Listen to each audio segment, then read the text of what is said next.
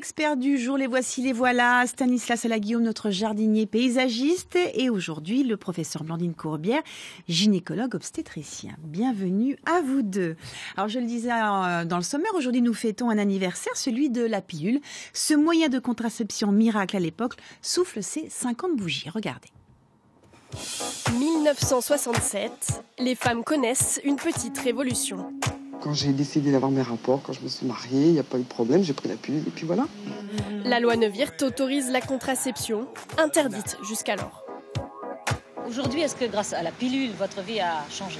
Ah oui. Assurément, j'ai un équilibre dans mon ménage que je n'avais pas avant. Qu'est-ce que vous pensez que ça a apporté aux femmes ? Déjà beaucoup de liberté, parce que les familles nombreuses... 50 ans plus tard, elles sont plus de 4 millions à prendre la pilule, mais leur perception a changé. Je ne prends pas la pilule, non, parce que moi je suis pour les méthodes naturelles. Je pense qu'on n'était pas informés quand on les a prises, surtout les premières, mais ça te donnait une telle liberté qu'on s'en foutait, en fait. En 2013, les langues se délient sur les risques pour la santé. Le cas de Marion Lara, victime d'un AVC à cause de sa pilule 3e génération, est très médiatisé. Depuis, certaines femmes rejettent ce contraceptif. Ce sont des femmes qui effectivement ne sont plus de la génération de celles qui se sont battues pour la pilule et qui donc ont un regard plus dégagé de tout ça, moins idéologique, moins manichéen.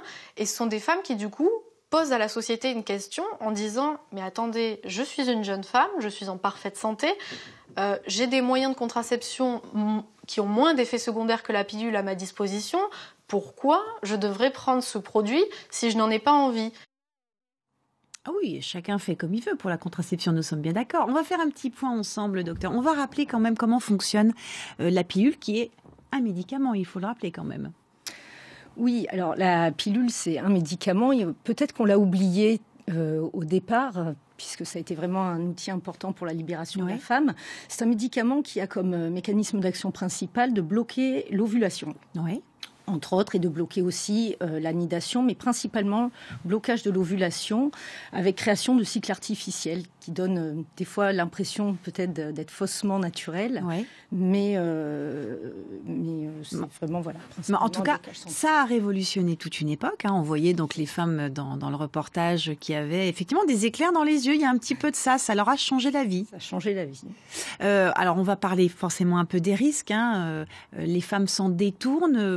Vous avez un retour justement sur ces femmes qui ne souhaitent plus prendre la pilule et quelles sont les conséquences possibles quand on prend la pilule ? On va reposer le cadre complètement. Alors, le scandale des pilules en 2012 a permis en fait de rappeler quelque chose de très important, c'est que la pilule c'est un médicament et qui, comme tout principe actif, a des bénéfices qui ne sont pas négligeables puisqu'ils ont des bénéfices contraceptifs et aussi extra-contraceptifs, mais aussi des risques. Et donc les risques principaux sont les risques thromboemboliques, et en particulier de phlébite ou d'embolie pulmonaire, qui restent cependant faibles. Oui. Mais le risque zéro n'existe pas. Le risque zéro n'existe pas. Et en fait, quand il y a des règles de prescription et lorsqu'on prescrit une contraception à une femme, il faut s'assurer, en tout cas pour la pilule, qu'il n'y a pas de facteur de risque cardiovasculaire. Et il y a quelque chose qui est très important parce que je pense qu'on a tout à un moment donné pris sa pilule, oublié, reprise, 2 fois. Il y a quand même une posologie à suivre qui est très importante. En effet, la pilule demande une certaine observance et c'est pour ça, lorsqu'on prescrit une pilule, il faut adapter en fait le moyen de contraception à la patiente et à sa demande. Donc, avant, quand on pensait contraception, on pensait pilule. Maintenant, quand on parle de contraception, on parle de pilule et de tous les autres moyens de contraception. Le but étant de s'adapter à la demande de la femme pour que l'observance soit la meilleure possible et la tolérance aussi. On personnalise donc la contraception. Tout à fait. Quels sont les bénéfices donc de la pilule ? Parce qu'il y en a plein, hormis la contraception. Alors, la pilule, c'est toujours le premier moyen de contraception en France, devant ce qu'on appelait avant le stérilet, les dispositifs intra-utérins.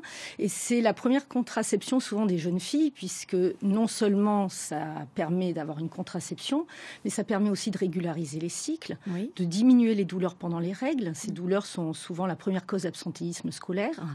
Ça permet d'éviter les kystes aux ovaires. Et donc, ça permet aussi de diminuer l'acné, ou les signes d'hyperpilosité qui sont fréquents à l'adolescence. Et donc, la pilule a toujours autant de succès malgré le risque. Oui. Pour aussi ses bénéfices. Alors justement, pour ses bénéfices, est-ce qu'on peut la prendre sur du long terme ? Bon, j'imagine qu'après 50 ans, on a forcément moins d'acné, mais c'est vraiment... à partir de 35 ans, je recommande on sait, en fait, la pilule, on doit voir son gynécologue au moins tous les ans, réévaluer la tolérance de son moyen de contraception. Besoin, effectivement. Et on sait qu'avec l'âge peuvent arriver des facteurs de risque cardiovasculaire. Et donc, il faut réévaluer toujours la balance bénéfice-risque de prendre une pilule œstroprogestative. D'accord. Voilà, on pourra encore. Si la patiente, bien sûr. Après 35 ans, quelqu'un qui fume, je ne prescris plus de pilule. Très bien. Bon, en tout cas, allez voir donc vos gynécologues et puis vous reviendrez parce que je pense qu'on a encore plein de choses à se raconter sur la question. Merci, professeur, d'être venu.